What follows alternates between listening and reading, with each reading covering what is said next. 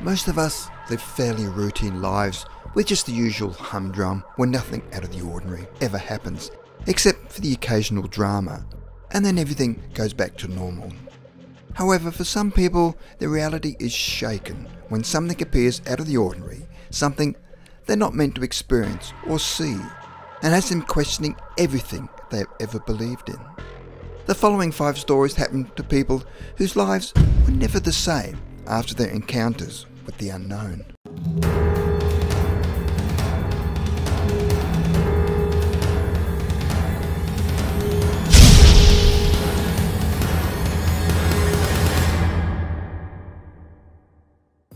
Number 5. Christmas Humanoid. When I was about 12 years old, I was laying in bed on Christmas Eve. My bed was exactly opposite my large bedroom window, which gave me a view of the top of a property fence and a very large tree just beyond it. It was one of those weird nights where it seems to never get truly dark. The sky kept a red hue about it all night. I was past the age of major Christmas excitement, so fell asleep pretty normally. Suddenly I woke up and was fully alert. I was laying on my back, and when I opened my eyes, they met another set of eyes. Outside, sitting in the trees beyond the fence, was what I can only describe as a demon. Its eyes fully fixed on me and not moving. The eyes reminded me of a cat's, huge with elongated pupils, yellow and very iridescent. The body was not large, pretty lean, and dark scaly skin. It was sitting with its legs pulled up to its chest, kind of crouched. This visual has stayed with me so vividly for my entire life. Over 20 years have passed and I can still see it like it was right in front of me. I felt terrified and threatened. We maintained eye contact for what felt like a very long time, and I don't remember breaking eye contact, saying anything or seeing it move. It seemed like I just fell back to sleep at some point, but kind of doubt that that's how it really went. Sometimes I wonder whether it had hypnotized me. I woke up the next day and remembered it immediately. I just knew that it wasn't a dream. It was far too real. I didn't say anything to my parents at this point, as it was now Christmas Day, but I was sullen and it affected me greatly. Fast forward to the next Christmas Eve and every Christmas Eve that followed up until about age 18, I fainted every single Christmas Eve for at least 5 years. Fainting was not something I typically did. It was scary in itself and always the same experience.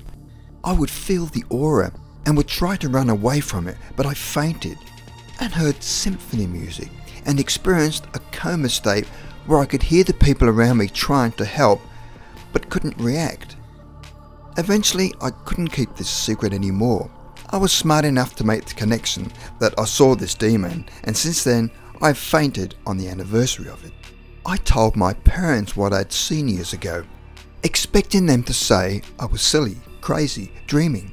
Instead, they met me stony-faced, and I got to hear their stories. To read their stories, we've attached the link below. Number 4. Mexican Gnome.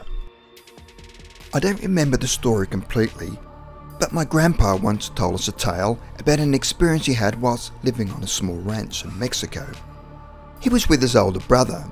I think my grandfather was about 12 or 14 at the time, and while he was with his brother out in the ranch, they heard something behind some bushes that he said sounded like singing. He and his brother both went to investigate, and when they looked behind the bush, they saw a couple of goblin-like creatures. Duende is what they call them in Mexico. They didn't see my grandfather or his brother, and his brother suggested that they both get out of there before they were seen. They returned home, and I don't think they ever saw them ever again. Number 3. The Alien. I was around 5 and in bed struggling to fall asleep. My parents were in the living room up the hall, and I had my bedroom door open and with the hall light on to act as a sort of nightlight. I can remember tossing and turning and getting bored because I just wasn't tired, and I sat up and there in the middle of my room is the silhouette of an alien. Thin body, huge head, and I could tell it was small because it was standing at eye level to me, sitting in bed. I couldn't see any features because of the light from the door behind the figure, but we stared at each other for what felt like ages. Very slowly, this thing moved close to me, lifting its arms, I can't remember which, and reached out as if to touch me. I remember blinking hard to see if I was dreaming, and when I opened my eyes, it was gone. Nothing there. I stayed sitting up in bed, listening for anything because I'm scared this thing is waiting for me in the hall. I had no fear at all when the whole experience was happening, but now I was terrified and sprinted up the hall to my parents, asking them who was in my room. I'm 23 now, and I don't remember much from that scary experience all those years ago. We moved house a while later. Funnily enough, the place we moved into had serious poltergeist problems, but I'll never forget seeing that figure in the middle of my room. Number 2. Roof creature. I'm an 18-year-old male that has had 2 strange encounters in my life. The first was seeing a UFO, and the second is what I'm about to share here. It was around 1 AM, and I was gaming on my PC. It was a weekend, so I didn't have to worry about waking up for school. I stood up from my desk and made my way to the bathroom. I did my usual business, but noticed that the window was open. It was a sliding window, and because I live in Australia, it also had a mosquito netting. It was pitch black outside, and during the day it had rained on and off, and the wind was picking up, so I thought I'd close the window in case it rained again. The window was located directly above the bathtub, so in order to reach it, I had to put 1 foot inside. This window always required a bit of an effort to close, so as I started to close it, it made its usual sound as it dragged against the frame. Now, before I get into the scary part, I have to explain the layout of the house. This was an old 2-story apartment complex, and outside under the window is a little roof overhanging which shields the back door. As soon as the window started to close, I heard 2 loud footsteps banging on the roof, and then for a split second I saw the silhouette of a black humanoid being go past the window as if it had jumped. I heard no landing sounds, but this was entirely possible since the fence to the left of the bathroom was about 2 meters away and had tall grass on the other side. Now, I know it was really dark, but I swear this wasn't a bird or a bat with its outstretched wings. It was definitely a humanoid shape, and much too large to be a possum. I instinctively jerked back out of the bathtub and ran into my parents' room screaming and woke them up. Now, this is a part that makes me feel sick in my stomach. My parents' curtains were open, which is normal for them, but this means that the creature would have been staring in at my sleeping parents and 3-year-old sister, since their window was rested slightly above the overhang previously mentioned.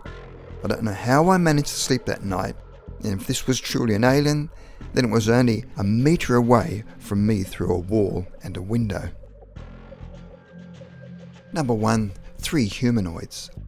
This happened in the middle of the night at my mum's house some years back in Northern California.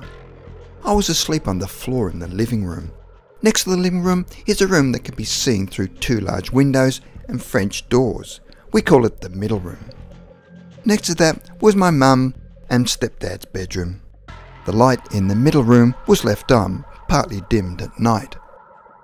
I woke up and saw 3 short grey aliens walking around in the middle room.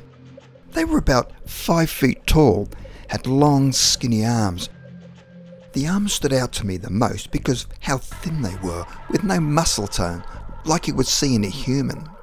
The eyes looked solid black and were larger than a human's, though not as large as shown in some depictions. I don't remember much about the nose and mouth other than that the features were small and not noticeable. I don't remember any details about the hands. I partly sat up and just watched them, but had no energy to do anything else. They didn't seem to notice that I was watching them. Within a couple of minutes, I fell back to sleep.